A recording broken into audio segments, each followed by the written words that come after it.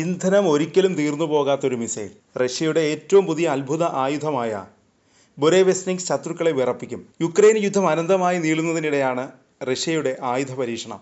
ആണവ എഞ്ചിനുള്ള ബുരേവെസ്നിക് cruise missile Russian സൈന്യം വിജയകരമായി പരീക്ഷിച്ചെന്ന് പ്രസിഡന്റ് വ്ളാഡിമിർ പുടിനാണ് ലോകത്തെ അറിയിച്ചത്. നിരവധി പ്രത്യേകതകൾ ഈ ആയുധത്തിനുണ്ട്. എത്ര ദൂരത്തേക്കും ചെന്നെത്താൻ കഴിയും ഈ മിസൈലിന്?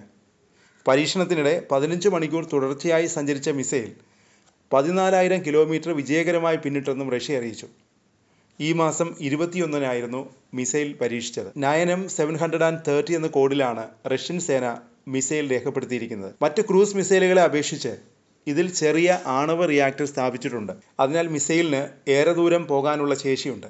മിസൈലിനുള്ളിലെ ആണവ റിയാക്ടർ ഉൽപ്പാദിപ്പിക്കുന്ന ഊർജ്ജം ഉപയോഗിച്ച് ടർബൈനുകൾ കറങ്ങും. ഈ ടർബൈനുകൾ അന്തരീക്ഷത്തിൽ നിന്ന് കൂടുതൽ വായു വലിച്ചെടുക്കുകയും പുറത്തേക്ക് അതിശക്തിയായി തള്ളുകയും ചെയ്യും. ഈ സംവിധാനം ബുരേവെസ്നിക് മിസൈലിന് ഇന്ധനം ഉപയോഗിച്ചുള്ള പ്രൊപ്പൽഷൻ സംവിധാനത്തിൽ നിന്ന് ലഭിക്കുന്നതിന് പുറമെ അധിക തള്ളൽ നൽകും.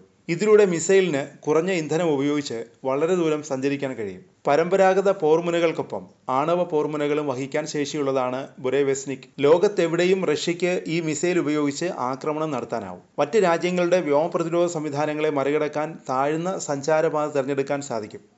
ഇതാണ് ഈ മിസൈലിനെ ഏറെ അപകടകാരിയാക്കുന്നതും. സൈനിക യൂണിഫോം ധരിച്ച് സൈന്യത്തിലെ ഉന്നതോദ്യോഗസ്ഥർക്കൊപ്പമാണ് പുടിൻ ക്യാമറയ്ക്ക് മുന്നിൽ നേരിട്ടെത്തി ഈ വിവരം പ്രഖ്യാപിച്ചത്. പറക്കുന്ന ചെറിയ ചെർണോബിൽ എന്നാണ് ഈ മിസൈലിനെ ഒരു പ്രതിരോധ വിദഗ്ധൻ വിശേഷിപ്പിച്ചത്. നാറ്റോ ഇതിനെ സ്കൈഫാൾ എന്നാണ് വിളിക്കുന്നത്. റഷ്യൻ ഭാഷയിൽ ബുരേവെസ്നിക് എന്നാൽ കൊടുങ്കാറ്റിന് മുമ്പേ പറക്കുന്ന പക്ഷി എന്നർത്ഥം.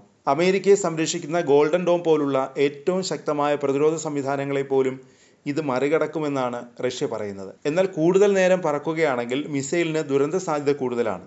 2019 ഒരു പരീക്ഷണ സ്ഫോടനത്തിൽ 5 റഷ്യൻ ശാസ്ത്രജ്ഞർ കൊല്ലപ്പെട്ടിരുന്നു.